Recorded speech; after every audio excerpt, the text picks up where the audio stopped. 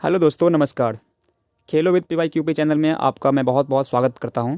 इस चैनल के माध्यम से हम जितने भी एग्ज़ाम होते हैं, जैसे कि रेलवे हो गए, SSC हो गए, UPSC हो गए या फिर BPSC हो गए, उन सब के प्रीवियस ईयर क्वेश्चन पेपर को हम डिस्कस करते हैं। और ये वीडियो आज जो होने वाली है वो हमने प्राचीन भारत के 20 महत्वपूर्ण प्रश्न को उठाए हैं जो कभी न कभी किसी न किसी एग्ज़ाम में पूछे गए हैं। और ये बहुत ही अच्छे लेवल के क्वेश्चन हैं। सो आप इनको करके अपनी GK की तैयारी का टेस्ट कर सकते हैं। तो चलिए हम स्टार्ट करते हैं। और ये रहा आपके लिए आज का पहला क्वेश्चन। निम्न ग्रंथों को सही कालानुक्रम में सजाएं। यहाँ पे आपको 4 ऑप्शन दिए गए हैं ABCD, और यहाँ पे वेद, ब्राह्मण, आरण्यक और उपनिषद। तो यहाँ पे 4 ऑप्शन है, ठीक है। चलिए पहले थोड़ा सा हम इन 4 ऑप्शन के बारे में थोड़ा सा देखते हैं कि मतलब ये क्या सब हैं, ठीक। अब देखिए, वेद है तो आपको पता है कि वेद 4 होते हैं: ऋग्वेद, यजुर्वेद, सामवेद और अथर्ववेद, ठीक है। अब देखिए, ऋग्वेद में 10 मंडल, 1028 सूक्त और 10,462 ऋचाएँ होती है। और जो ऋग्वेद को पढ़ते हैं, मतलब जो इनके पाठ करने वाले हैं, उसे होत्री कहते हैं, ठीक है। और जो इसके तीसरा मंडल है उसमें गायत्री मंत्र है, जो कि बहुत ही फेमस है, आपको पता होगा। इसके 9वें मंडल में हम दो देवता सोम का उल्लेख है। इसके 10वें मंडल में आपको पता है कि पुरुष सूक्त हैं, जिसमें कि 4 वर्ण के बारे में यहाँ पे पूरी तरह से बताई गई है। फिर अगर मैं बात करूँ तो इसमें 250 जो ऋचा है वो इंद्र के लिए है, 200 आपको अग्नि के लिए मिलेंगे। चलिए, अब यजुर्वेद एक ऐसा वेद है जो गद और पद दोनों में लिखे हुए हैं, ठीक है।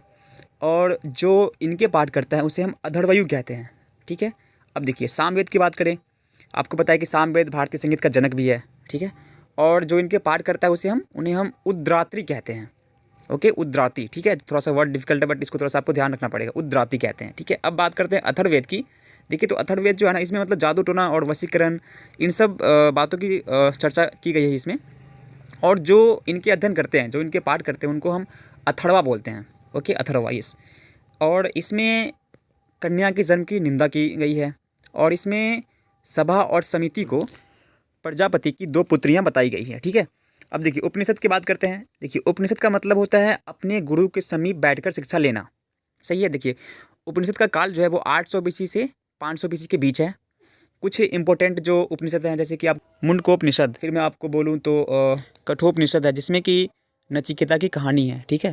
मुंडकोपनिषद से जो सत्यमेव जयते है वो वर्ड लिए गए हैं। और यहाँ पे यज्ञ की तुलना टूटी हुई नाव से की गई है।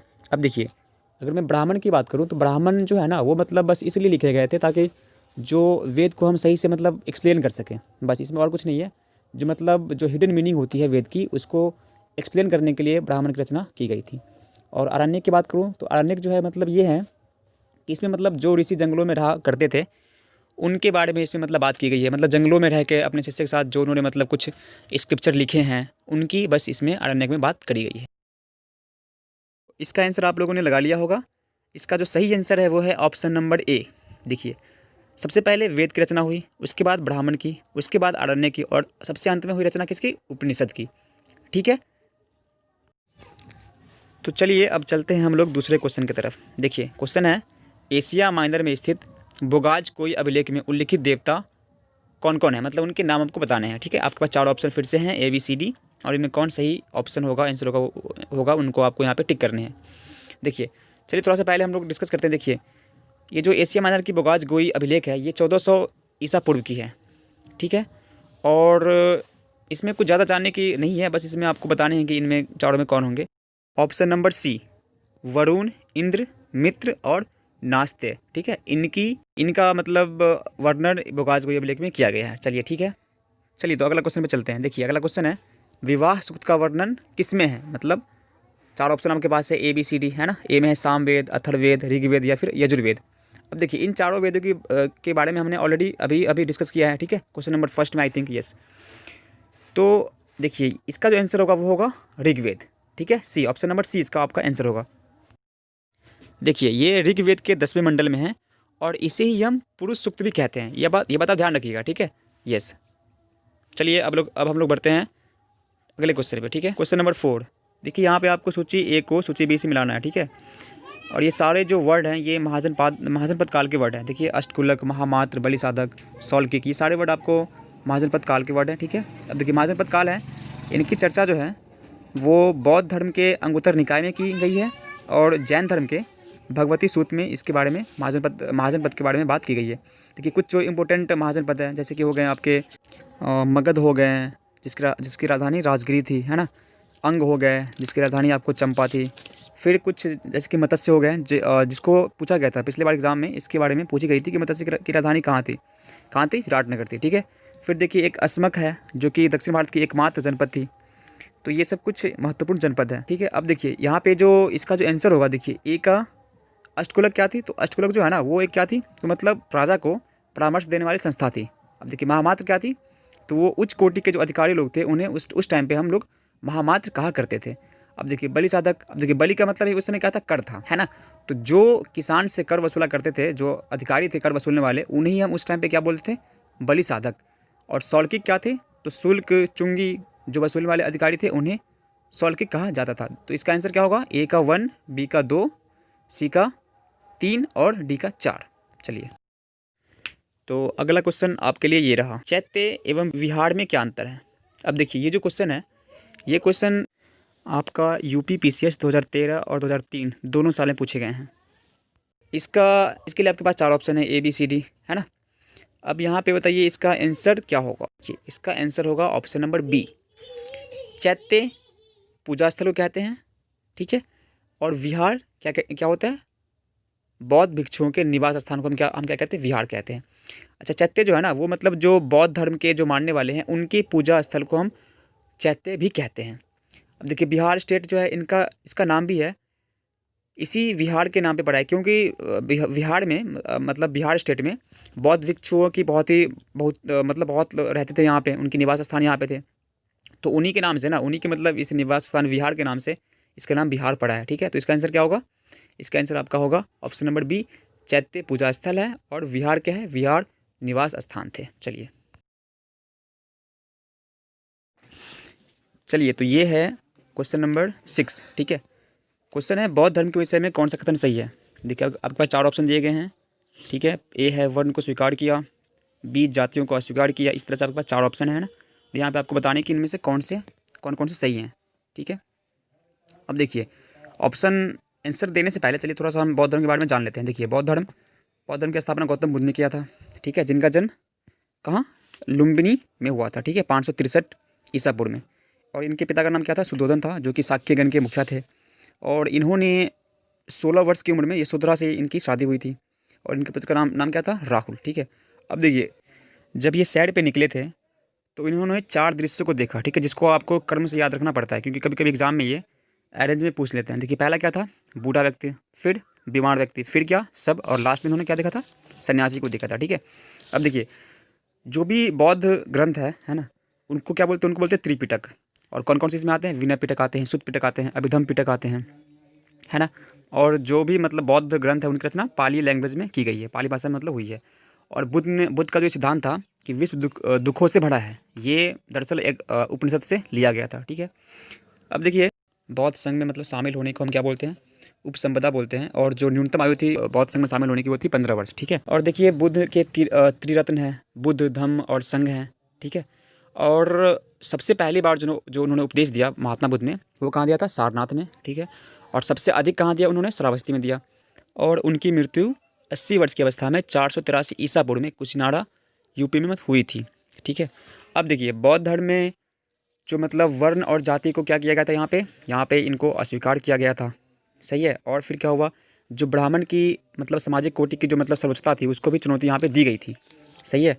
और कुछ शिल्प ऐसे थे जिनको मतलब इसमें हीन भी माना गया था, ठीक है। तो अगर यहाँ पे हम देखें तो इसका जो आंसर होगा वो क्या होगा, वो होगा बी सी डी, यानी कि ऑप्शन नंबर 2 इसका सही आंसर होगा। चलिए देखिए तो अगला क्वेश्चन है, वह दक्षिण भारतीय जातियों जिसका उल्लेख अशोक के शिलालेख में है उसको आपको यहाँ पे बताना है। आपके पास 5 यहाँ पे दिए गए हैं कूट, है ना, उनको आपको यहाँ पे, और 4 ऑप्शन है, 2 ए में है 2, 5, 1, इस तरह से आपको यहाँ पे बताना है कि इसका आंसर क्या होगा। चलिए क्वेश्चन को करने से पहले थोड़ा सा पहले अशोक के शिलालेख के बारे में जान लेते हैं। देखिए अशोक का शिलालेख जो है ना वो 4 लिपि, ब्राह्मी, खरोष्ठी और ग्रीक और अरमाइक में लिखी गई है, ठीक है।